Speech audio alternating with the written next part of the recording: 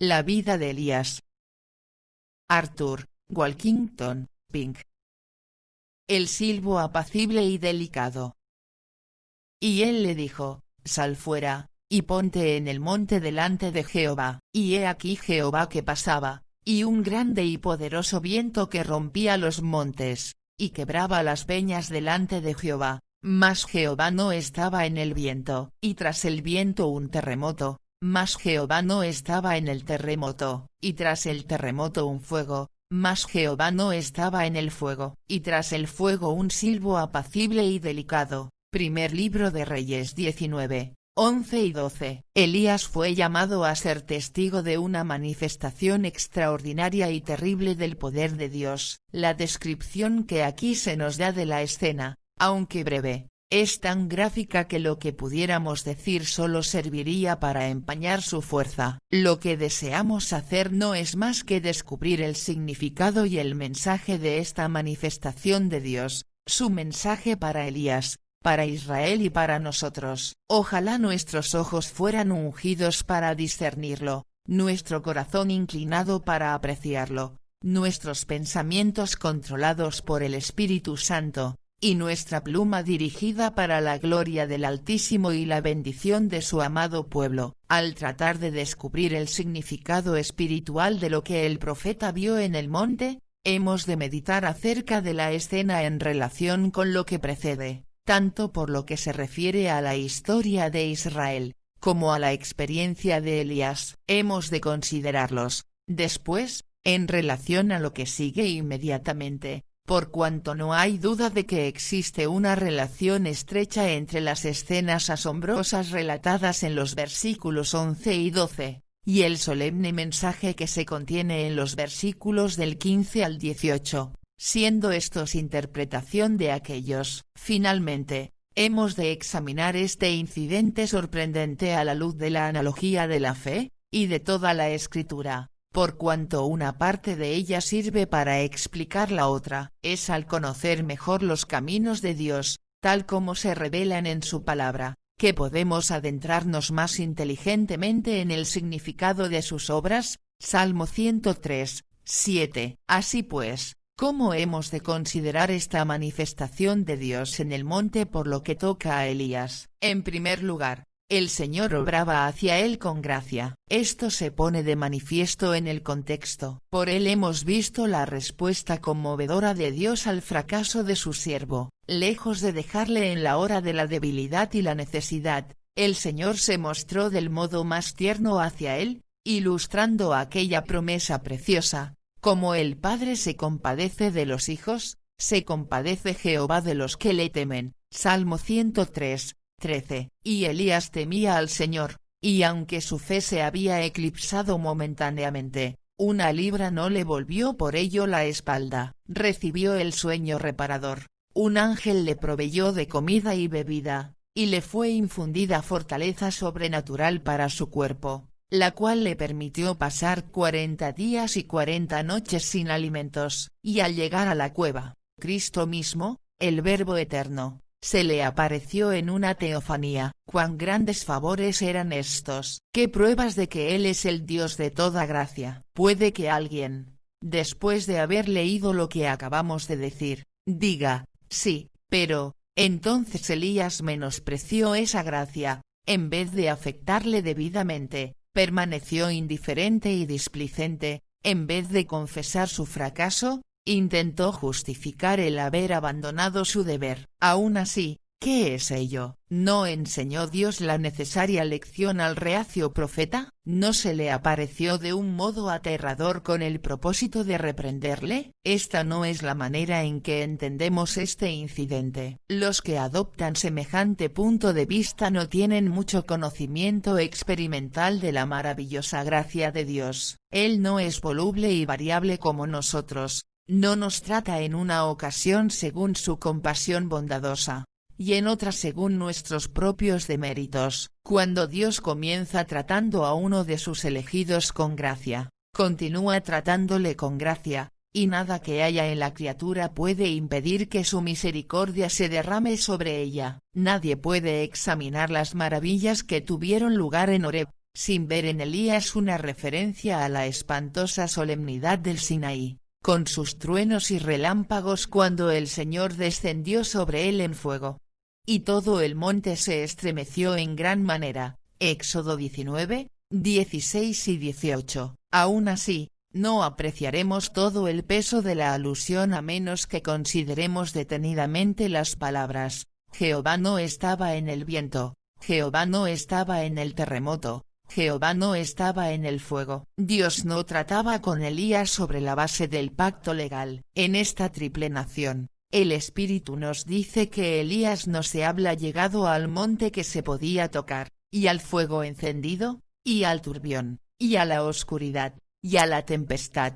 Hebreos 12, 18. La voz que hablaba al profeta era la del silbo apacible y delicado, lo que mostraba que se había llegado al monte de Sión. Hebreos 12, 22. El monte de la gracia. El que Jehová se revelara de esta forma a Elías, era una señal del favor divino que le confería la misma distinción que Moisés habla recibido en ese mismo lugar, cuando el Señor hizo descender su gloria e hizo que todas sus misericordias pasaran ante él. En segundo lugar, el método que el Señor empleó en esta ocasión, estaba designado para la instrucción de su siervo. Elías estaba desalentado debido al fracaso de su misión. Había sido celoso por el Señor Dios de los ejércitos, mas, ¿qué se habla hecho de su celo? Habla orado como quizá nadie lo hizo antes. Sin embargo, aunque sus oraciones fueron contestadas con milagros,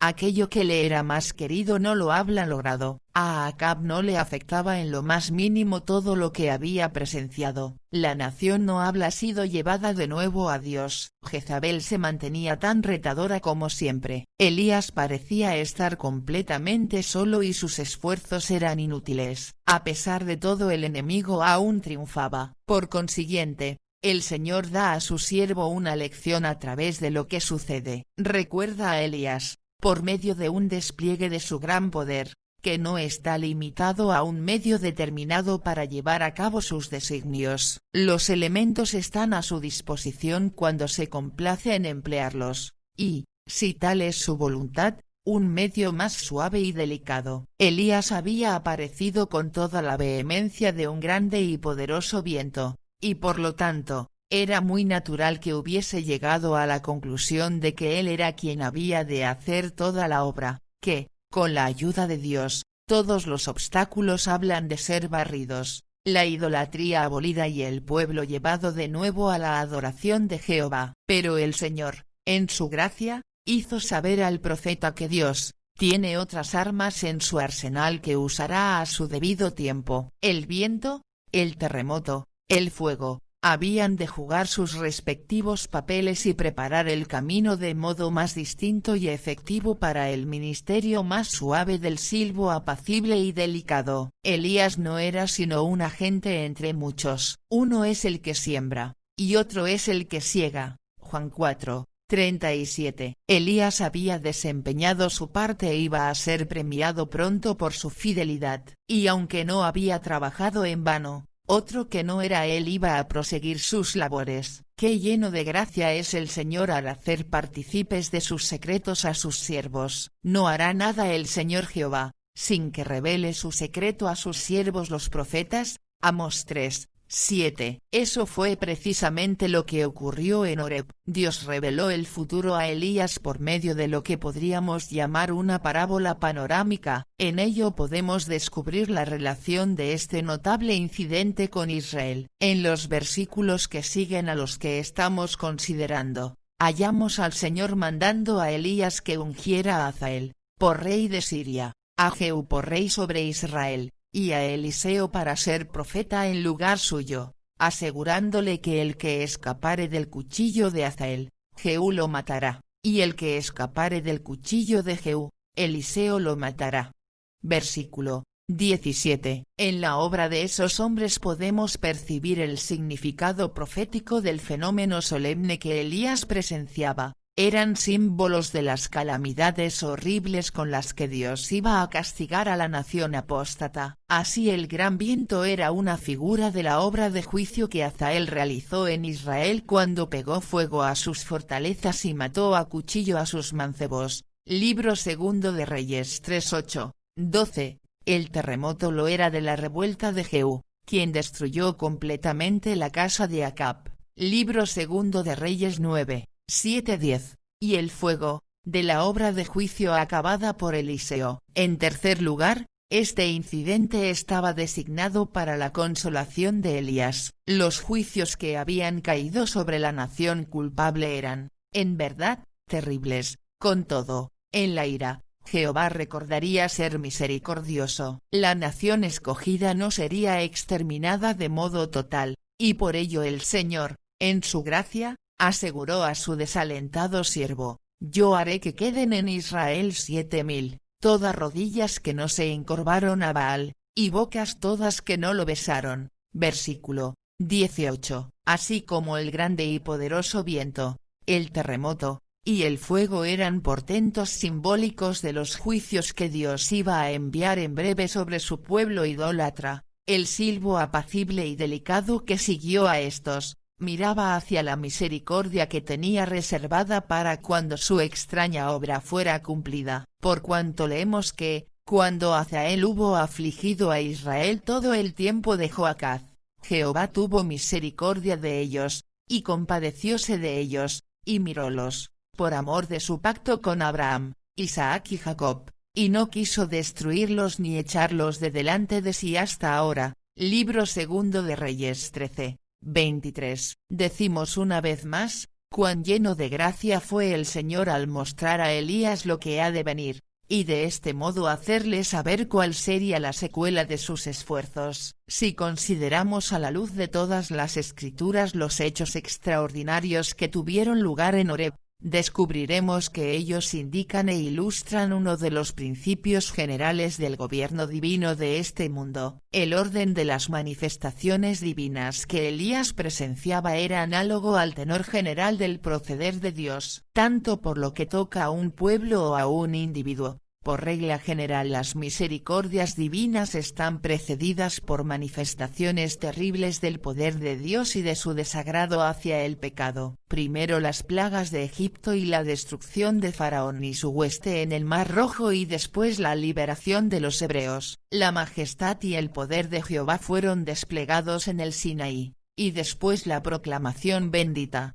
Jehová, Jehová, fuerte, misericordioso y piadoso, tardo para la ira, y grande en benignidad y verdad, que guarda la misericordia en millares, que perdona la iniquidad, la rebelión y el pecado. Éxodo 34, 6 y 7. En cuarto lugar, el método que el Señor adoptó en esta ocasión estaba designado a capacitar a Elías para un servicio posterior. El silbo apacible y delicado, hablando con él blandamente, estaba designado a calmar y apaciguar su espíritu agitado. Evidenciaba de nuevo la bondad y ternura del Señor, que quería mitigar el disgusto de Elías y alentar su corazón. Cuando el alma del siervo recibe de nuevo la seguridad del amor de su Señor, es fortalecida para enfrentarse a nuevos peligros y oposición por su causa, y para llevar a cabo cualquier tarea que él se digne asignarle. Así fue,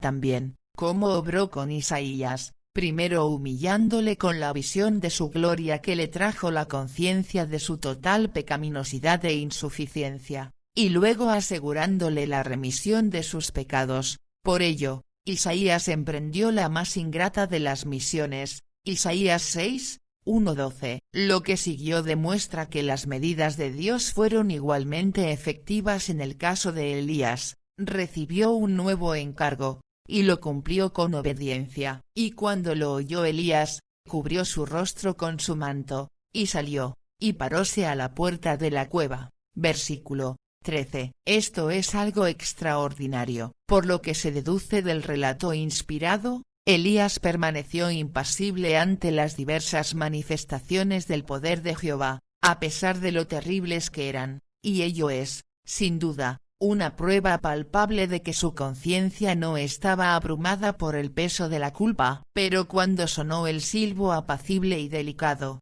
este le afectó enseguida. El Señor se dirigió a su siervo, no de modo airado y severo, sino con delicadeza y ternura, para mostrarle lo compasivo y lleno de gracia que era el Dios al que habla de dar cuentas, y ello enterneció su corazón. La palabra hebrea traducida aquí apacible es la misma que se emplea en el Salmo 107, 29, hace parar la tempestad en sosiego. El que se cubriera el rostro con su manto denotaba dos cosas: su reverencia por la majestad divina, y el sentido de su propia indignidad, del mismo modo que los serafines estaban representados cubriéndose el rostro en la presencia del Señor. Isaías 6, 2 y 3. Cuando Abraham se vio en la presencia de Dios, dijo: soy polvo y ceniza. Génesis 18, 27. Cuando Moisés se acercó a la zarza que ardía y en la que se hallaba la presencia del Señor,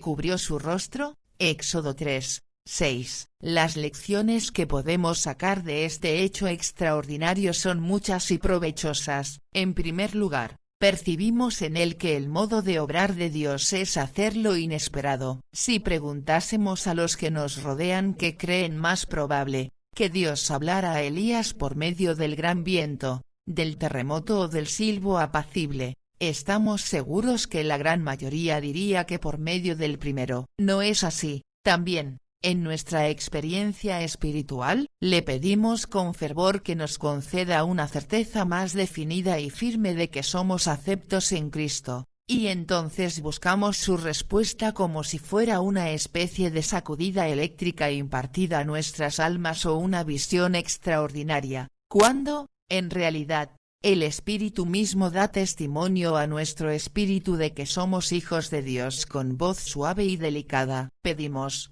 también, a Dios que crezcamos en la gracia, y entonces esperamos su respuesta en forma de un mayor goce de su presencia, mientras que lo que Él nos da de modo suave es el ver mejor la depravación que se esconde en nuestros corazones. Sí, a menudo Dios obra de modo inesperado en su trato con nosotros. En segundo lugar, la preeminencia de la palabra. Si hubiéramos de definir con una sola palabra el fenómeno variado que Elías presenció en el monte, diríamos que el Señor le habló. Cuando se nos dice que Jehová no estaba en el viento, el terremoto ni el fuego, hemos de entender que Él no se dirigió al corazón del profeta por medio de ellos, sino por medio del silbo apacible y delicado. Al considerar este último como el símbolo de la palabra, hallamos confirmación en el hecho sorprendente de que la palabra hebrea para delicado es la misma que se usa en Éxodo 16,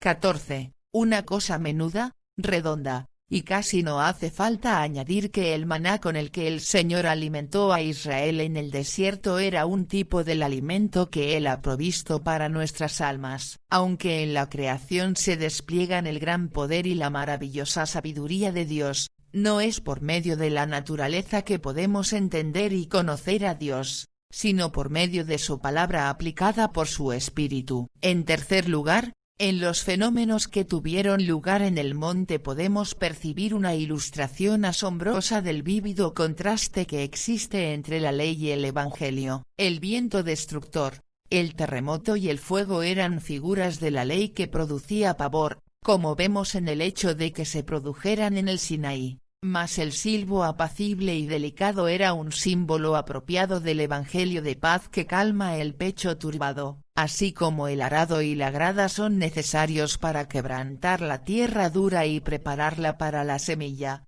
así también, el sentido de la majestad, la santidad y la ira de Dios es el heraldo que nos prepara para apreciar verdaderamente su gracia y su amor. El que duerme ha de ser despertado, el alma ha de darse cuenta del peligro, y la conciencia ha de ser convicta de 12 pecaminosidad del pecado, antes de que podamos volvernos a Dios huyendo de la ira que vendrá. Con todo, esas no son experiencias salvadoras, lo único que hacen es preparar el camino del mismo modo que el ministerio de Juan el Bautista capacitó a los hombres a mirar al Cordero de Dios. En cuarto lugar, En este hecho podemos ver una figura del modo en que Dios suele tratar con las almas, por cuanto Él acostumbra a usar la ley antes que evangelio. A pesar de lo mucho que se dice en contra en nuestros días, el que esto escribe cree aún que el espíritu suele herir antes de curar, sacudir el alma con la visión del infierno antes de comunicarle la esperanza del cielo, hacer que el corazón desespere antes de llevarle a Cristo, para que el corazón se llene de un sentido profundo de su propia necesidad. La complacencia y la justicia propias han de ser destruidas. Antes de que pudieran ser librados de Egipto, los hebreos hubieron de sufrir el látigo de sus amos y gemir en los hornos de cocer ladrillos. El hombre ha de sentirse completamente perdido antes de que pueda implorar salvación. El viento y el fuego han de hacer su obra antes de que podamos aclamar a Dios. Salmo 89. 15. Ha de dictarse sentencia de muerte contra nosotros antes de que nos volvamos a Cristo en busca de perdón. En quinto lugar, este es, a menudo, el modo en que Dios contesta la oración. Los cristianos suelen esperar que Dios conteste sus oraciones con señales asombrosas y maravillas espectaculares, y porque no les son dadas en una forma señalada y permanente, llegan a la conclusión de que Él no las atiende. Pero la presencia y el poder de Dios no pueden medirse por las manifestaciones anormales y las visitaciones extraordinarias. Las maravillas de Dios se producen pocas veces con ruidos y vehemencia. ¿Quién puede oír el sonido del rocío? La vegetación crece en silencio, pero no por ello menos constantemente. Dios hace su obra de gracia, lo mismo que la de la naturaleza, de modo suave, delicado, imperceptible, excepto en los efectos producidos. La mayor fidelidad y devoción a Dios no se encuentran donde prevalecen la excitación y el sensacionalismo. La bendición de Dios acompaña al uso discreto y perseverante de los medios que te ha establecido y que no atraen la atención de los hombres vulgares y carnales. En sexto lugar, la escena de Horeb contiene un mensaje oportuno para los predicadores. ¿Cuántos ministros del Evangelio hay que se han desalentado por completo con menos motivos que Elías? Han sido incansables en su trabajo, celosos por el Señor y fieles en predicar su palabra, y sin embargo, no han visto fruto ni resultados y todo ha parecido en vano. Aún así, suponiendo que este sea el caso, ¿qué de ello? Procura asirte de nuevo a la gran verdad de que los propósitos del Señor no dejarán de cumplirse y que ese propósito incluye el día de mañana lo mismo que el presente. El Altísimo no está limitado a un solo medio. Elías pensó que toda la obra habla de hacerse a través de su instrumentalidad, pero hubo de aprender que él no era más que un medio entre muchos. Cumple tu deber allí donde Dios te ha puesto. Hará la tierra barbechada y siembra la semilla, y aunque no haya fruto en tus días, quién sabe si no habrá un Eliseo que te siga y lleve a cabo la obra de la siega. En séptimo lugar, hay un aviso solemne para los no salvos. Dios no será burlado impunemente, aunque es lento para la ira, su paciencia tiene un límite. Aquellos que no se aprovecharon, en el día de su visitación y oportunidad, del ministerio de Elías, hubieron de sentir cuán terrible es el tratar con desprecio las amonestaciones divinas. A la misericordia siguió el juicio drástico y devastador. Las fortalezas de Israel cayeron y sus mancebos murieron a cuchillo. ¿Va a ser esta la terrible suerte de la presente generación? ¿Está destinada a ser destruida por Dios? Parece más y más que así sea. Las muchedumbres se dan a un espíritu loco. Los portentos más solemnes de la tormenta que se avecina son menospreciados de modo impío. Las palabras de los siervos de Dios solo encuentran oídos sordos. Lector que no eres salvo, ve a Cristo sin más dilación antes de que el diluvio de la ira de Dios te alcance.